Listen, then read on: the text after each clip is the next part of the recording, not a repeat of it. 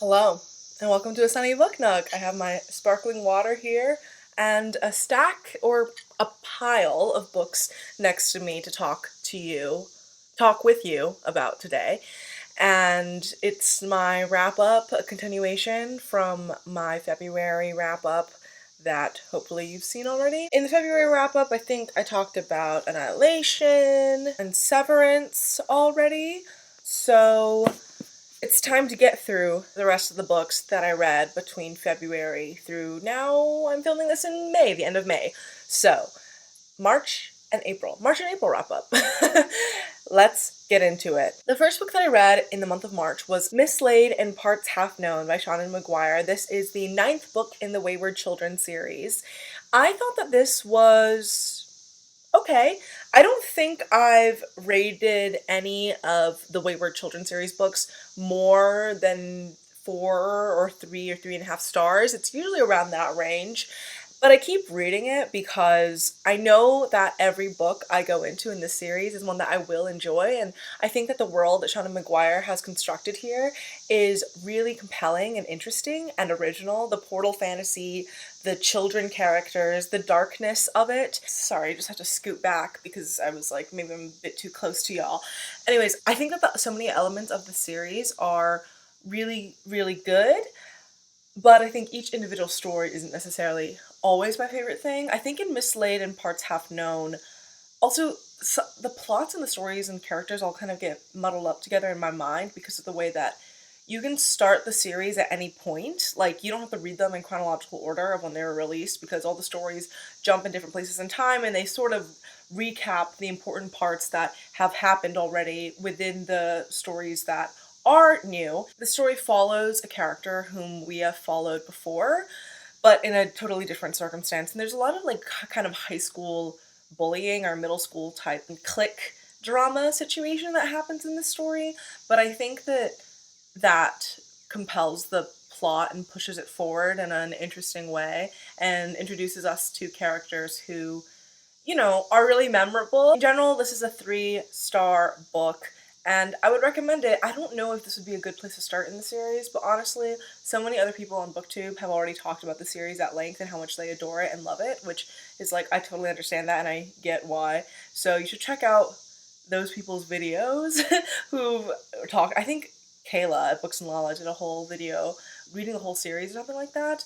But yeah, I feel like I'm not the best person to talk about this series, I guess. I just read it because I enjoy it, and I know that I'm gonna go into it with a good time. It has this sort of comforting vibe and this openness that I really enjoy. The next book that I read was The Details by Genberg, and in my Goodreads review of this, I called it meandering and intimate, and I think that is the extent of what this really short book covers because we get these glimpses into our main character's life and interaction. This is a Swedish novel that was translated into English.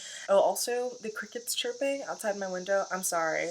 I'm filming all these videos knowing full well that there are crickets in the background, so forgive. Sorry, not the crickets. The fucking cicadas are in the background. It's summer in St. Louis, Missouri, the United States, so what can I do? Anyways, The Details, it follows a sick woman who's bedridden, and in her fevered perspective and imaginings, she remembers all these things and recalls these conversations she has had with her like family members. And yeah, there's this, I think it sort of ends on the note of her interacting with this guy, but yeah. It was interesting, but I don't think that it left that much of a mark on me because I don't remember much about it, and I had to like look back at the synopsis to remember what it actually was about. But yeah, I rated it 3 stars because I don't think that there's anything wrong with the writing or anything. It just didn't really stick with me. Then I had another 3-star read of a literary fiction short novel. This was August Blue by Deborah. It follows a woman who is a world-renowned classical piano player. And then one night she like fucks up her performance at a really big symphony hall or whatever. And so she has to sort of ditch the music scene and start teaching piano lessons to like really rich people's kids. So she ends up going to like a European seaside or whatever and teaching these kids to play piano, and everyone around her is like, yeah, we saw your messed up performance, but we still like you. And we basically just followed this woman doing her job and interacting with these different people, having her other musician friends, call her up. And yeah, I thought August Blue was a solid book about a woman who has a job and who feels lost at sea in her life. And yeah, I thought that it was solid.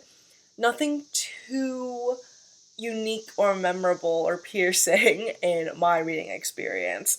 So I rated it 3 stars. It's probably like a 3.5. I think that it's a solid novel or novella. I mean, it's pretty short. It gets into this little capsule of a world that our main character lives in a way that offers us a glimpse into the world of like classical music and the drama of that in a way that I found pretty interesting. The next book that I read was Greasepaint by Hannah Levene. This book was actually sent to me by Nightboat Books, the indie press that made this novel. And I think that, oh, I have a bookmark in here. Cool. I mean, it's pretty short, and it's written in a really experimental, almost, like writing style. The way that it uses or doesn't use punctuation and quotes and dialogue and there's different forms of punctuation. It makes it almost seem like a movie or, yeah, like a movie or something or a TV show, but in a way that feels kind of surreal. And it follows all of these different butches who live in, like, I think the mid-20th century in New York City. And there's the piano players and the anarchists and the communists and the black butch organizers and these characters who are in love with and friends with and comrades and brothers with each other. These characters who live in these bar scenes and in this really gritty working class New York City landscape that I think feels so specific yet broad. I think that a lot of the praise for this book on the back kind of speaks to exactly what the vibe of this book is. So reading Greasepaint is like entering an old school dyke bar. The dark swirl of conversation, jokes, sass, anarchists, communist butches, and more butches. Turns of phrase have a sexy glint and a little strut. Harry made the girls melt like tears into a pillow. And what about Vic? She's so butch the steak is hard to swallow.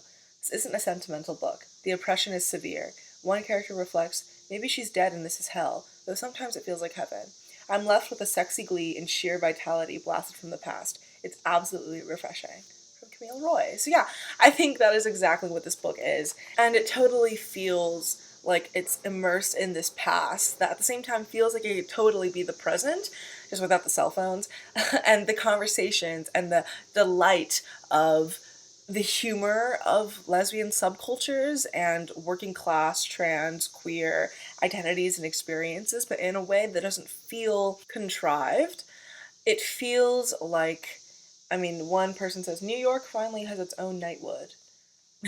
Like, yeah, it has that Juna Barnes-esque 20th century sapphic modernist style and writing and world that is so interesting and I mean, like one of the reviewers said, refreshing for what the contemporary landscape of like lesbian media looks like right now.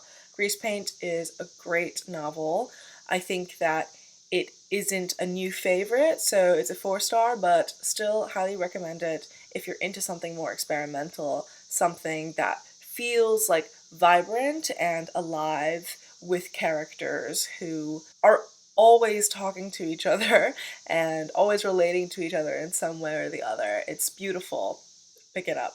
The next book that I read was Fangs by Sarah Anderson. This is a graphic novel.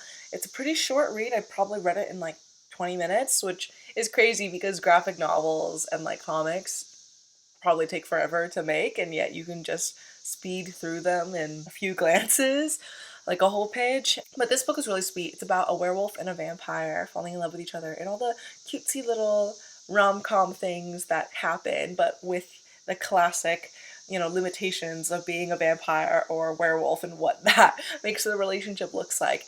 It's really cute. I liked it a lot.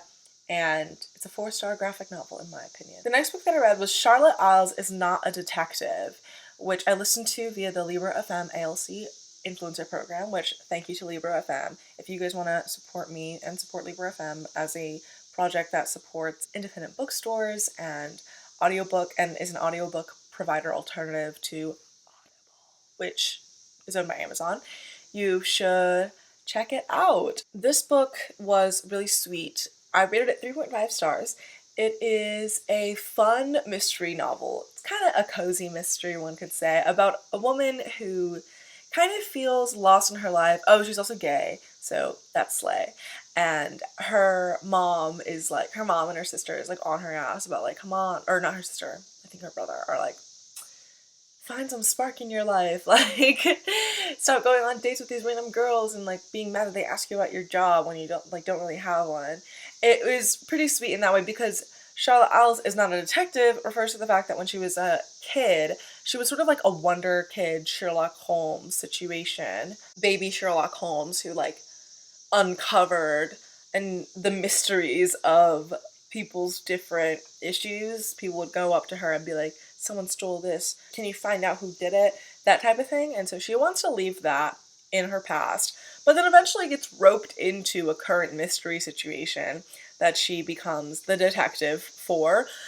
And she's like, ugh, she sort of begrudgingly gets back into this line of work, even though she doesn't really like the reputation that she garnered, and she feels like her child self overshadows her adult self in a lot of ways, and she's not really into that. So yeah, I thought it was cute, it was sweet, it was fun, and if you like, like Finley Donovan, that series, but without the, like cops, you should pick this up. The next book that I read was The Q by Amy Tintera. This book was kind of unserious, but in the way that all young adult, like dystopian novels kind of are.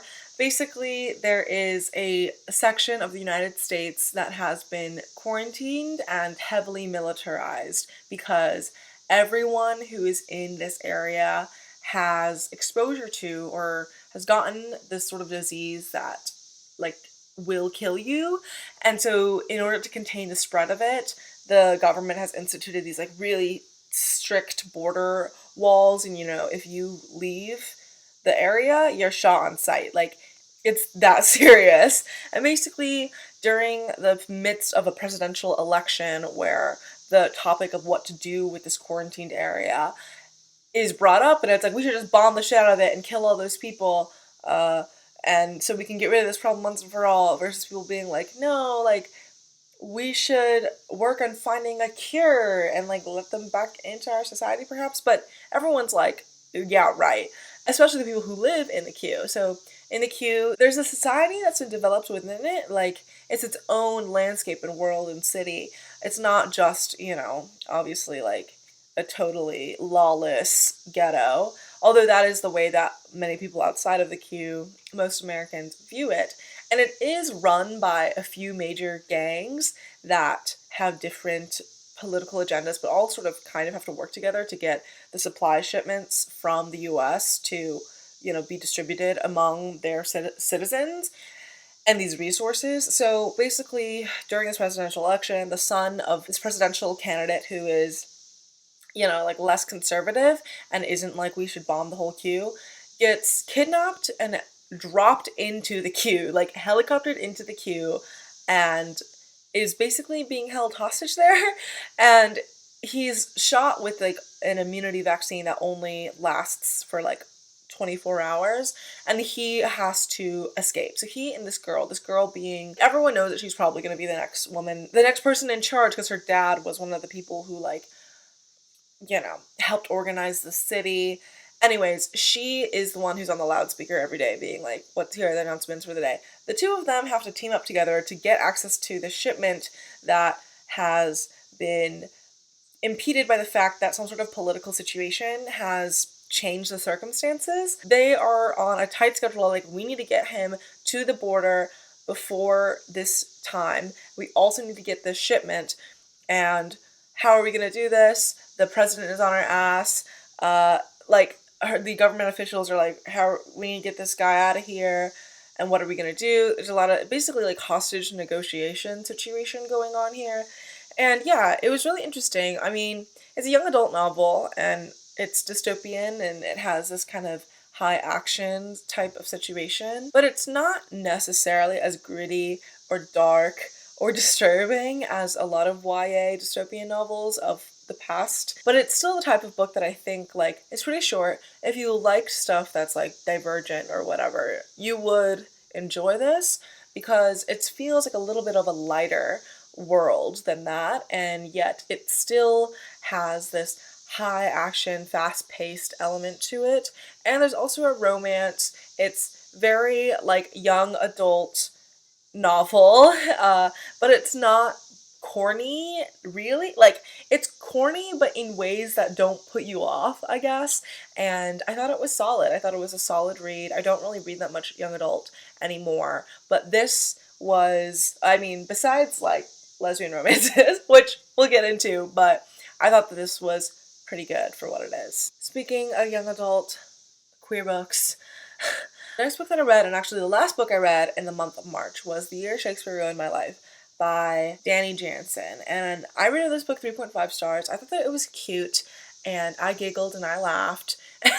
I thought that it was truly kind of a delightful time. I don't know why it has such a low rating on Goodreads. Actually, I might have an idea of why, but I don't agree with that. So this book follows our main character, who is this sort of uptight valedictorian wannabe, and she's like really gunning for the spot, and through really wanting to gun for the spot, gets roped into being the stage manager of a Shakespeare show. And the way that the Shakespeare show that they're putting on, I think it's A Midsummer's Night Dream, the plot of A Midsummer's Night Dream kind of becomes retold in the real life circumstances that our main character is going through, and I think it is kind of hilarious. Oh wait, no, it's not A Midsummer's Night Dream. I think it's Much Ado About Nothing. Yeah. Anyway, she's trying to put on the show. She doesn't know what the fuck she's doing. Like, she's not like a theater kid. She's having these meetings with the cast and crew of the show every day, every week or whatever, and she's trying to battle it out with the set designer and the director, like the teacher who's trying to put on the show and who like foisted this role upon her. And she's very overwhelmed. At the same time, she has a crush on one of the girls who's in the show in some capacity, and her best friend has a crush on her other friend, but the friend that her best friend has a crush on low-key kind of wants our main character, but our main character is gay. She's a lesbian. Like, she doesn't, but she's not really out to anyone. Like, she's not, and it's not because she's like afraid or anything. It's more of just like she hasn't really told many people, and so all this like high school drama plays out, and I thought that it was really endearing and funny and sweet at many points. I think all the foibles that our main character makes are reasonable for her perspective, even though they are kind of ridiculous from the fact of it's like, girl, just get it together, just tell people what the fuck is up. But that's something you have to learn, right? Maintaining friendships and relationships and communicating and dealing with your sister who you love but who is kind of also a bitch, because of course, and dealing with your parents who are really concerned for you and really love you, of course. I mean, I thought that it was a really sweet story. I think it was a solid young adult lesbian romance slash young adult sort of contemporary rom-com situation with that theater kid bent to it that I find really cute. Like, I think the precocious teenager who really is a high achieving academic student but who like has to figure out the other shit involved in being a person, and like a high achieving one at that. Those types of stories are always fun to me. I think that I like seeing the trajectory and the character arc of the people of those types of characters as they learn to, you know, like loosen the fuck up and get it together in ways that aren't just determined by your grades. Like, it's fun. It's a fun time to read. I rated it 3.5 stars, rounded it up to 4 on Goodreads, trying to bump up the average rating, and I would recommend it if you're into young adult contemporary or you're down for that sort of more lighthearted vibe in your reading. The next book that I read was You Don't Have a Shot by Raquel Marie. This book is a young adult lesbian romance set at a soccer camp where our main character is like a heavy hitter soccer player who has a poor relationship with her father, who like basically drilled her into this role of a really competitive soccer player from a young age. And she has a younger brother who doesn't fit that soccer boy stereotype, even though her dad really wanted him to, because he wanted a boy to play soccer and like be really good at it or whatever, the way that he was. Anyways, her mom had passed away, I think of cancer somewhat recently, so she's dealing with the grief of that. But the plot of the story sort of revolves around the fact that she goes to this summer soccer camp, and at the soccer camp, her friend's mom, who's the coach of the team, is like, dude, you fucked up one of our most important games of the year by going out and partying with the whole team last night, and now y'all are underperforming, and so you also did something kind of fucked up with the rival of the team, and did, what's it called in sports? I don't know shit about sports, obviously. That's like an illegal maneuver or something, or like she basically got into an incident, a fight, something with this girl on the rival team, and this girl on the rival team is like really hot and cool, whatever. And basically, our main character's coach is like, if you don't get it together, you're not going to be team captain next year, your senior year. And so schools aren't going to recruit you and give you scholarships. She's really stressed about that because she's like, that's my only shot at going to college. And yeah, so she's worried. She goes to summer soccer camp, and at the soccer camp, of course, her rival is there, and her rival the previous year had been injured or something, like a knee issue, as one does when you're a teenage soccer player. And the two of them have this sort of antagonism here that is obviously undercut with like this like flirting and whatnot. Our main character is in on the soccer team, on our high school soccer team, two of our friends are together, who are both on the team, of course, because it's soccer, girls.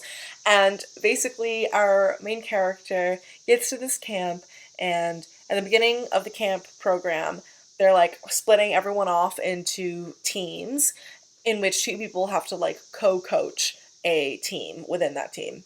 And so she gets split up from her friends, people that she plays soccer with on her high school team, and gets put on a team with her rival. And so she and her rival have to sort of work together to whip their team up into shape, which the other people on her team, she's like really not happy with those people. She doesn't really think that they are that good at soccer, and they don't really take the competition of the camp that seriously, which really concerns her, because she's like, I really need to get our team to the final like game, because that's when like coaches from other teams, coaches from colleges are going to be looking at this game and watching us play, and so she is really worried about that. Obviously the story follows the two of them as they get closer and help each other become better players and all this. It's sweet. It's cute. I rated it 3 stars. I thought that some of the ways that these characters became developed felt very by the book. Like, it felt like, I find this to be true of a lot of romance novels, where characters have specific character traits and flaws that need to be worked on, and then throughout the course of the novel, in a very methodical way, those issues get confronted and addressed and resolved. That feels not necessarily realistic to how life is, especially as a teenager, but of course it serves the purpose of being a young adult novel in sort of telling a story of someone overcoming something in a kind of neat way. So I don't really fault this book for it, but I thought that the writing was like okay, a little bit blunt and upfront at some points, but the storytelling in general was pretty solid, so I rated it 3 stars. Okay, next book that I read in April, second book I read in April, was Pew by Catherine Lacey, and I actually read this book via audio because I've had this on my shelves for so long, and everyone has been raving about it for years, or at least talking about it in some capacity, because it is sort of a unique story to tell, right? There's this main character who is of unknown age, origin, gender, race, nationality, like all of this, and then this person wakes up on a pew in this southern church, and the small town dynamics surrounding what to do with this person, Pew, whom they call Pew, reveals a lot about what's happening in this town, and, kind of elaborates upon the social dynamics and fabrics of this particular society and of American culture at large, about what we do with outsiders and how we view sort of intruders or people that we can't really assign into any particular category. There's a lot of discussion in this book about like, oh, is it a girl? Is it a boy? I thought that she was black. What? No, like what do you mean? I thought that they were probably like Mexican. So, do you think that she's like 10 years old? No, she looks 16. It's a lot of that. It's really interesting because our main character, Pew, like, has no idea who they are, where they woke up, why they're there, their past, their history, and I don't really think the book answers the questions of those things because it's not really concerned with that. Pew also isn't really in the habit of talking to anyone. Like, they don't really want to speak to anyone, and they are kind of mute for a lot of this book, and we hear a lot of this from their own perspective. I mean, it's written in the first person, like, I point of view. It's the first person present. So, like, at the edge of the room, I saw Tammy crouch on the floor and Hal stooped over her. There's a lot of the drama of the small town because people will, like, take Pew in and then sort of like monologue at them or like talk about what's happening in their life, or they end up getting glimpses into the lives of all these different families and people. It's pretty interesting. I rated it 4 stars. I thought it was solid. I think that it met a lot of my expectations in terms of what people were already talking about, the themes that this book was covering. And then it also did something more interesting with like all these little specific details of these characters' lives. And even though it was in this unspecified town, in this unspecified place, it still conveyed sort of the moral imperative of examining this sort of culture in America. Rachel Kushner, one of my favorite writers, actually blurbed this on the back and said, "A stranger comes to town and takes us with them in their estrangement among the denizens of a conservative religious community. The people of this community are stifling and generous, cruel, earnest, needy, overconfident, fragile, and repressive, which is to say that they are brilliantly rendered by their wise maker, Catherine Lacey." Solid novel. I mean, pick it up if you haven't already, because I feel like I am the last person to have read this book, but pretty good. The next book that I read was Subculture, Vulture by Moshe Kasher. This is a memoir that is told in 6 parts, as you can tell from the cover, and the 6 parts are the 6 different chapters that sort of are essays recalling moments in Moshe's life and sort of the ways that American Jewish culture and being in like the rave scene, Burning Man, all these things really shaped his identity. He's a stand-up comedian and he talks about like the stand-up comic life as well. He's like a cishet white guy who is dealing with all these different things. And I think some of the jokes in here didn't really land for me because I knew that it sort of felt like he was punching down at some points. The most compelling part of the story that he tells of his life is the first chapter, which he talks about being an addict in high school as a young person and then coming to find this community in Alcoholics Anonymous. And he goes into sort of the history of AA and going to AA meetings and figuring out his life as a young person and how AA kind of became like a religion for him and what that meant. So I thought that it was a solid memoir, but I think that it fell flat at quite a few points. And at the same time, this book, as much as it discusses his sort of Jewish American identity, he does mention some elements, some like offhand comments about Israel.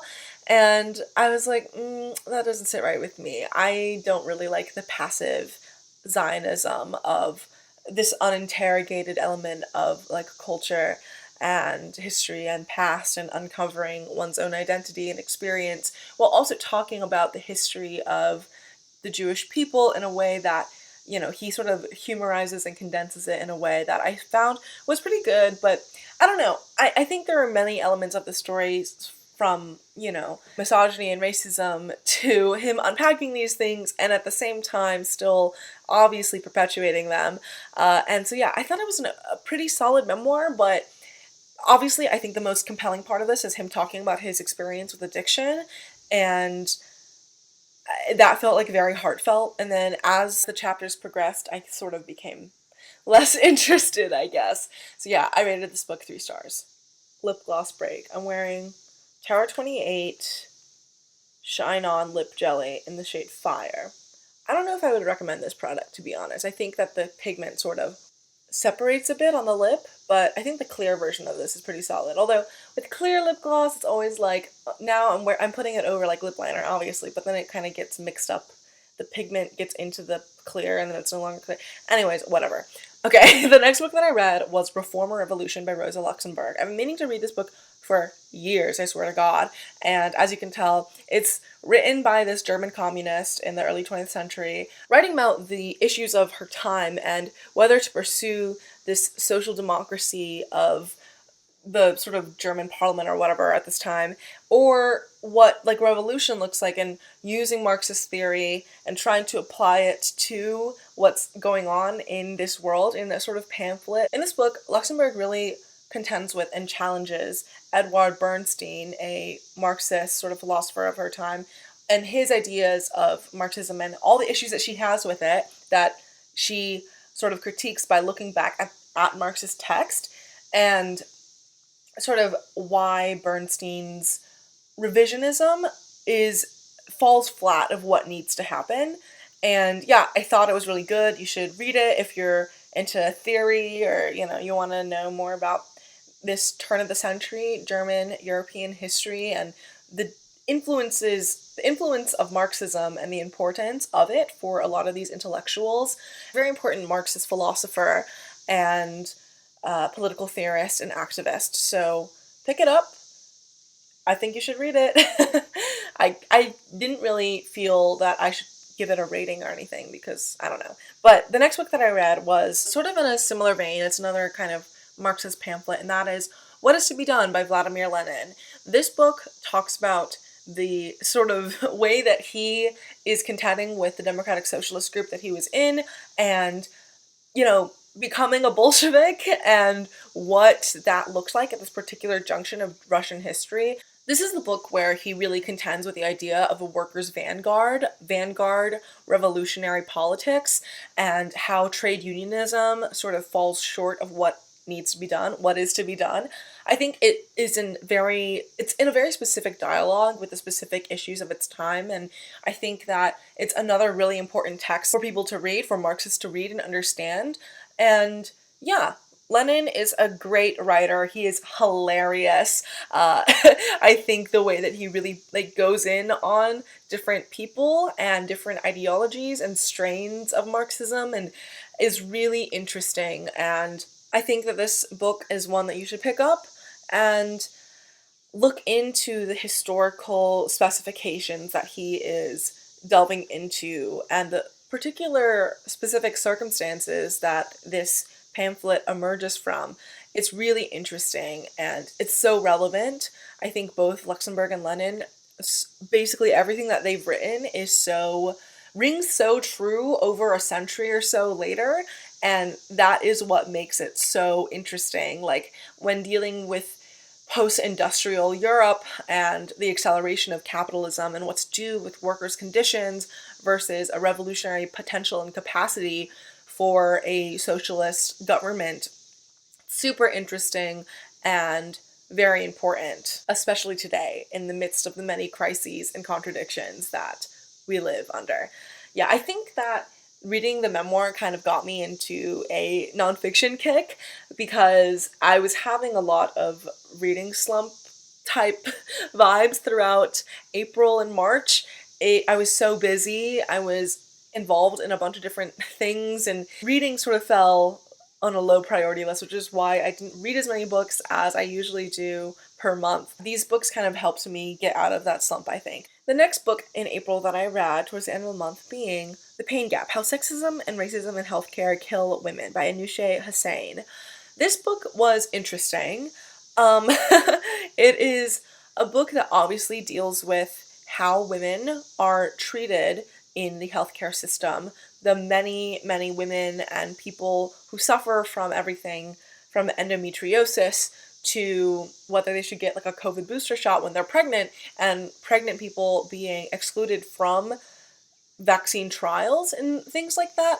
Feels very 2020 because I think it was released or published then. It deals with the political realities of how COVID impacted American gender roles and how women were expected to take on the role of teacher, caretaker, like nanny, housewife, and take on all these chores while also still being, you know, full-time workers or having to take off work so that during the pandemic their like husbands could do the breadwinning or whatever in this very regressive way. I think a lot of the points that Hussain talks about here are really important and vital parts of understanding like healthcare amidst COVID, amidst the gender gap and gender depression manifest in the history of and in the present day realities of healthcare.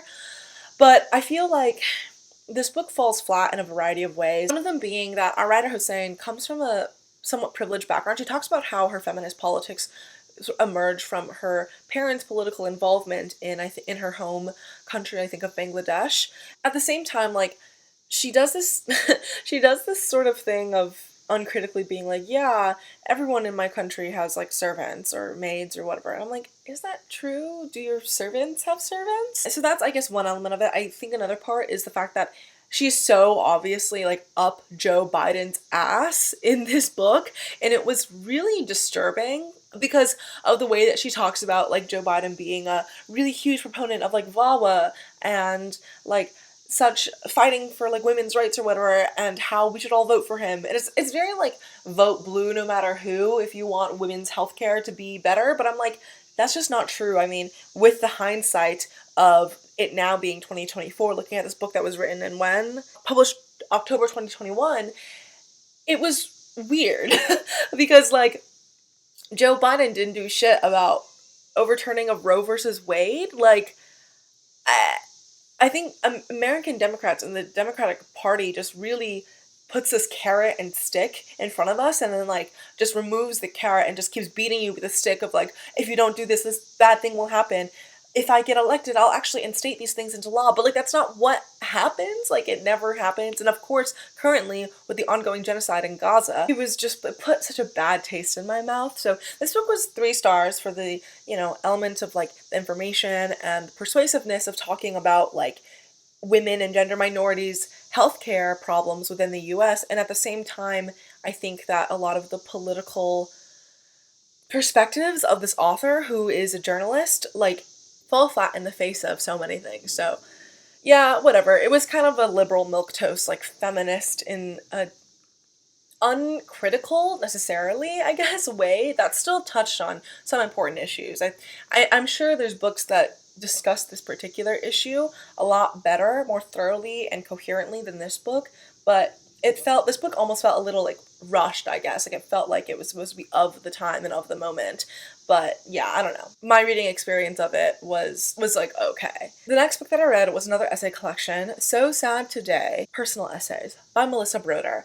I love Melissa Broder's writing. I mean, I think that The Pisces is brilliant, Milk Fed is amazing. Death Valley was like okay, I guess, but Melissa Broder like came up as a writer, I guess, with her Twitter account, So Sad Today. And so this essay collection covers her experiences with struggling with mental illness, her neuroses around eating disorders, and marrying a man who has a chronic illness, being in an open relationship, like all these various things. And I think this essay collection was so interesting because I got to see a lot of what Melissa Broder's like history and past and influences were, and I got to see all the different little pieces of herself and her own personal experiences, where she's coming from in writing her novels, I guess. Like the way that she talks about her fixation on specific types of porn or the way that she talks about eating disorders. Like these things pop up in her writing,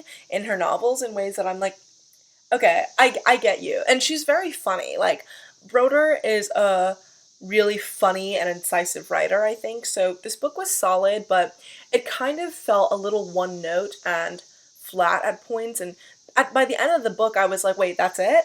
So I felt like a lot of the essays were not as memorable as they could have been, and they weren't that complicated per se, which I think, like, I like personal essays and essays that explore ideas in many different ways, and I think that this book didn't really do that for me. So I rated this book 3 stars, but Melissa Broder, I don't think I would rate anything that she rates lower than 3 stars. I think I don't know. She's a good writer, so yeah. Oh, and the last book that I read in April, which actually, before I start getting into this last book, I do need to mention that I did read or reread YN by Esther for a class, and that was really fun. It was really interesting to revisit this book. I think the way that this book like is so weird and writes in a fan fiction-esque way at some points, and feels kind of fever dreamish towards the second half of the novel,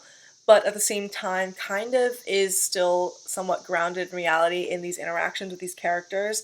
And at the same time, the way that like people insist upon, or we look at this book as a look at online fandom discourse, at how online parasocial relationships exist, and the idolization of K-pop stars in this particular perspective. At once, the author insists that it's not really about that, it's more of like a love story. So it brought up a lot of really interesting discussions about the internet and what it does. So I think it's solid and kind of strange and off-putting. And I think I rated this 3 stars when I read it like a year ago or something. And yeah, probably stay around that region. I mean, I don't think I don't really like it as a reading experience, but I can't fault that to the book. It's just weird in ways that I wasn't particularly appealed by, I guess. Another book that I probably read in February-ish was Bunny by Mona Awad, which I read for class, and in the same class, and I thought that the discussions around this book were also really interesting. The way that, I mean, I had started reading this book 3 years ago at this point. I have a photo of me reading the hardcover library book of this, like, on a boat somewhere.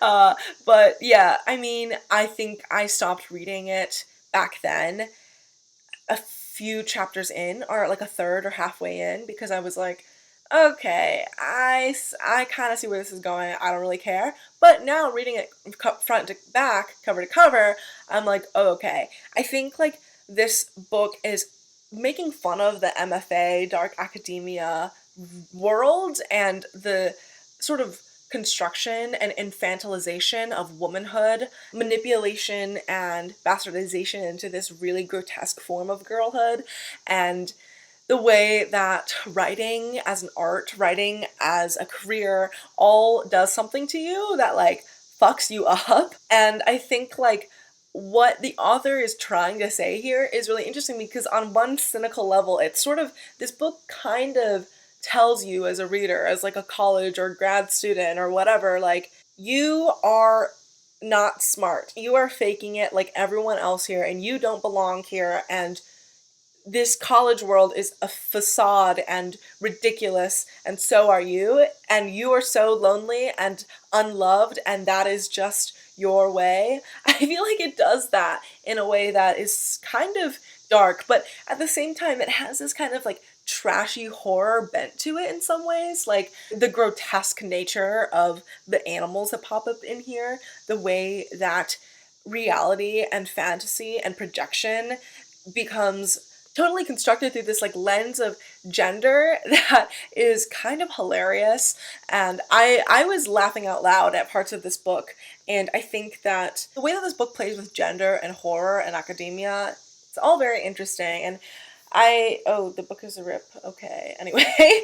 But yeah, I annotated the fuck out of this. I think the way that this book does like the cringe and the weird relationships that you have in an esteemed literary institution, and the danger of this world, and the questions that go unanswered are pretty interesting. I mean, I think that it's a solid book, but not a favorite for sure. And yeah, I'm glad that I actually finished reading it, especially for a class setting, because that made it even more kind of meta in a way that I liked. I was compelled by it. Well, yes. Okay, the last book that I read in April was Worry by Alexandra Tanner. I know everyone says this about every book ever, but this book really gives me like Fleabag vibes. And it's because it really is about the relationship between two sisters, and it's set in New York, and our main character is like a copywriter or something, and she kind of hates her job, but she gets to work from home, so she's like, okay, cool, whatever. And she feels like she's meandering in life. She's not having any boyfriends or whatever. Like, she's going on dates that go nowhere. And her mom is kind of going down this, like, MLM essential oils path, Jews for Jesus path that is really weird and off-putting to our main character, and she keeps on going down like internet spirals of like looking at these anti-vax mommy bloggers and who are like anti-Semites. And our main character is Jewish, and of course so is her family. So it was really interesting to see all of that. I mean, there was a scene in this book that like genuinely made me cackle, and it was when our main character is in like Costco with her sister, and our main character is like, okay, I want to get a soda stream because I just like want to be able to make carbonated water at my house. And her sister's like, no, you can't. Soda streams on the BDS list, like they operate in illegal settlements. And our main character is like, okay, but like, what about and the sort of fight that erupts in the grocery store over this between her and her sister, whom she's already fed the fuck up with because her sister is moving in with her into her little New York City apartment as she like finds herself after almost committing suicide. It is all so dramatic, but in the most minute ways. Like, it's all these like little things that make it feel so dramatized in the way that like Fleabag is. Like, there's a hilarious elements of political reality and the torture of being like a woman and being this drifting millennial alive in this world, combined with the hilarity of just insane family members and dealing with relationships like when you don't talk to your sister for 3 weeks because of something that happened, versus like your mom yelling at you guys on the phone over FaceTime but like saying the most ridiculous things, and the dad just enabling her through all this bullshit. Like, it was really funny and interesting, and it kind of captures your heart in a lot of ways as a story. So yeah, I would recommend it. I think Worry is a good novel about a sort of DWM, depressed woman moving type situation, and I think that it's like, yeah, I think more people should pick it up. It's a good novel if you like weird women litfic stories. It feels very real in the colloquial sense, like that's real as fuck, but at the same time it deals with like the internet in a way that I find really like realistic. Like, our main character goes on these like binges of watching mommy blogger content that is super disturbing and interacting with them, and she kind of is like destroying herself in these little ways. And yeah, it's a lot about just like dumb jobs and finding yourself but not really knowing what the hell is going on. And yeah, I liked it a lot. I would rate it 4 stars. But okay, that's all the books that I read in in March and April. The next books that I read, these two were in May, so keep your eyes peeled for my May wrap-up, which will be coming, hopefully, within the next few weeks after you see this. So that's all I have for you today. I've just been talking for like over a fucking hour now, so I'm like, we gotta cut this short. But thanks so much for watching. Please like this video if you did like it, and subscribe to my channel if you haven't already. And if you've gotten to this part of the video, why don't you leave a bunny emoji in the comments and let me know what you've been reading and if you've read any of these books and whether you would want to if you haven't. But yeah, love chatting with you guys out in the comments, so I'll see you there. Okay, bye.